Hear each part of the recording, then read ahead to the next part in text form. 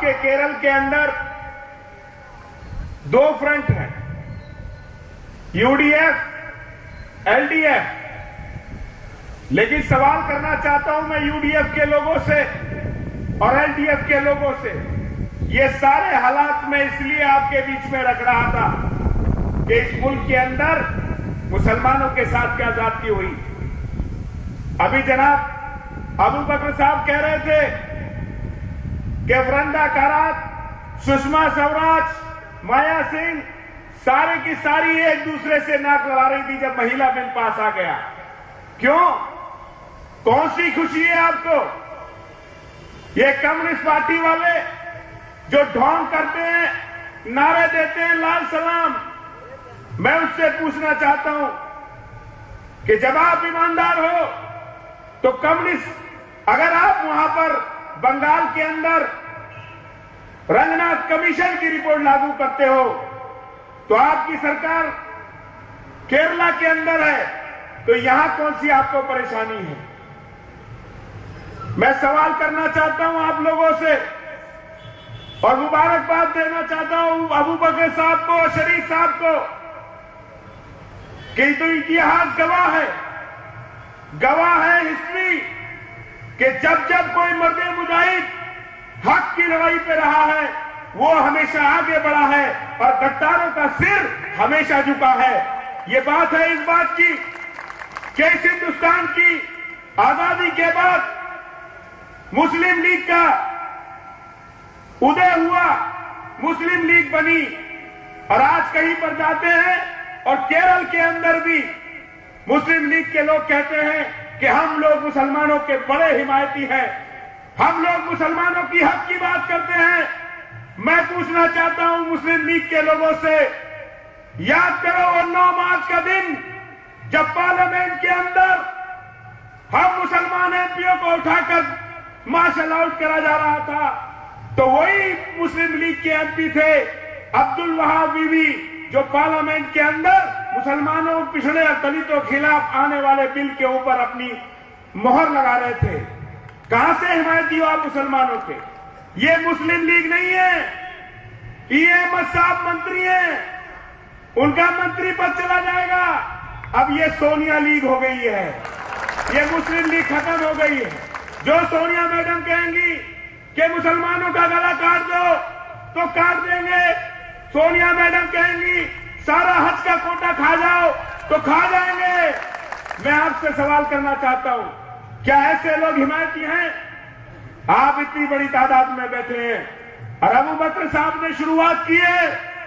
इंशाअल्लाह ताला मैं आपको ये बताकर जा रहा हूं कि इस केरल के अंदर आने वाला समय एसडीपीआई का होगा, क्योंकि आज जो हक की लड़ाई पे खड़े हुए हैं वो एसडीपीआई के लोग खड़े हुए हैं और सारे हिंदुस्तान का।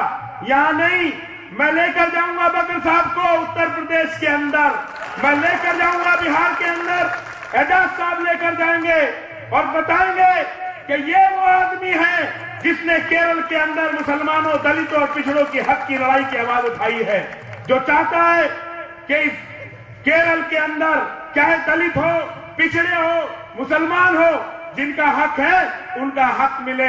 और याद कर लेना कि आने वाले टाइम के अंदर इन गद्दारों को जरूर सजा मिलेगी है और ये फैसला आप लोगों को है। आप देखते हैं जो टीवी पर देख लेते हैं, जो दिमाग बना दिया जाता है मीडिया की तरफ से। मैं आपसे पूछना चाहता हूं, अभी राहुल गांधी जी गए थे अलीगढ़ मुस्लिम यूनिवर्सिटी के अंदर, उनसे लड़कों ने सवाल किया कि कोई मुसलमान हिंदुस्तान का प्रधानमंत्री क्यों नहीं बन सकता? तो राहुल गांधी जी ने जवाब दिया कि जब काबिलियत हो जाएगी मुसलमानों के अंदर तो प्रधानमंत्री बन जाएगा। पढ़ा होगा आपने अखबारों में।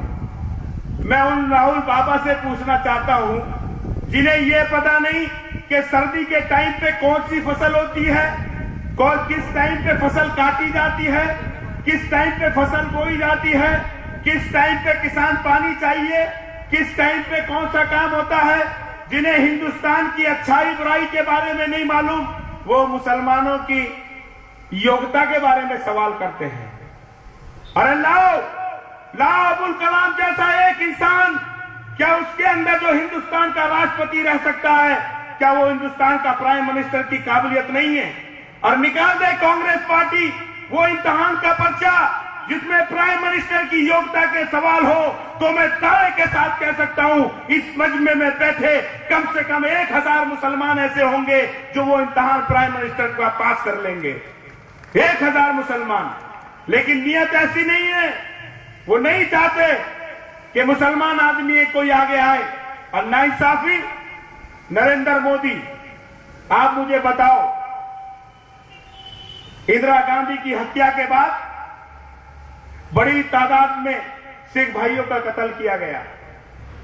दिल्ली के अंदर खुलेआम कांग्रेसियों ने कत्लेआम किया।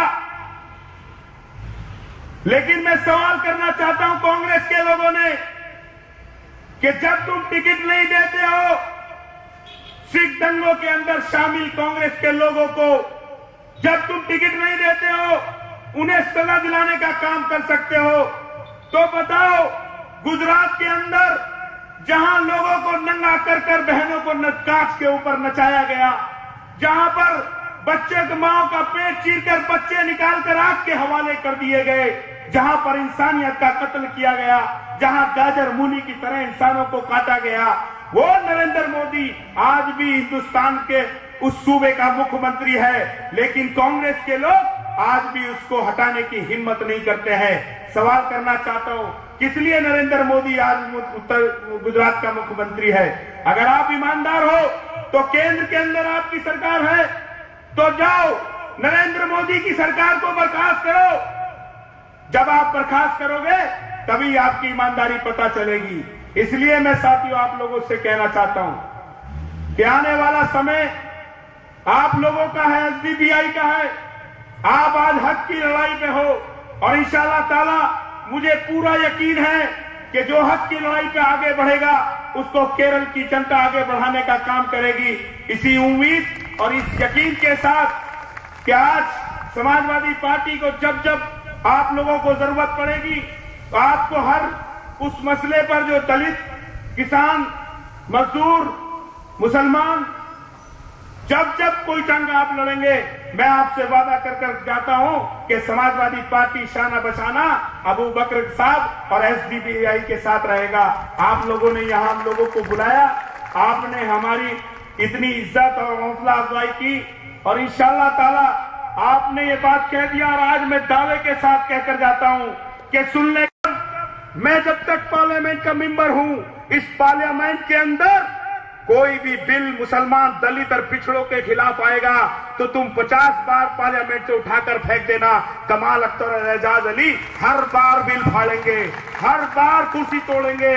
ये आपसे वादा कर जा रहा हूं। हम यहां कुर्सी तोड़ेंगे और आप लोग यहां उन गद्दार कांग्रेस पार्टी, कम्युनिस्ट पार्टी और मुस्लिम लीग के कुर्ते फाड़ने का काम करना और अपने नेता अबू बकर साहब को वो ताकत देना कि ये यहां से जाके आज आपके बीच में जब आपके हक की लड़ाई हो तो 2014 और पार्लियामेंट के नेता आपकी आवाज जब दिल्ली में गूंजाए तो यहाँ की असेंबली भी उनकी आवाज के ऊपर चल नहीं पाए। इसी उम्मीद के साथ आपको मुबारकबाद देते हुए और आपका शुक्रिया करते हुए, आप लोगों ने जो इज्जत, जो हौसला हम लोगों को दिया है, इंशाअल्लाह उस हौसले के साथ आपके अपने लोगों की लड़ाई हमेशा हम लोग लड़ते रहेंगे। आपका बहुत बहुत शुक्रिया। समाजवादी पार्टी जिंदाबाद, मुलायम सिंह यादव जिंदाबाद, हिंदुस्तान जिंदाबाद।